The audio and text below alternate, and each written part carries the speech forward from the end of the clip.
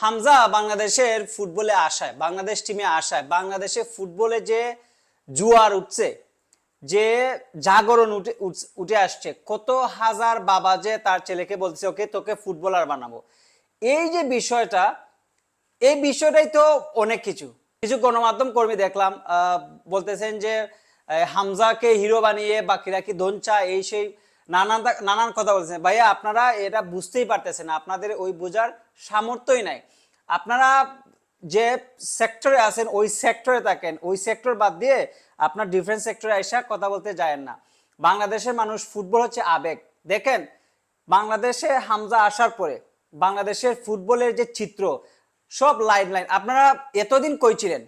এতদিন তো ফুটবল নিয়ে কথা বলতে দেখলাম না, এতদিন তো ফুটবল নিয়ে এত মিডিয়া আসছে দেখলাম না, এত স্পন্সর আসছে দেখলাম না।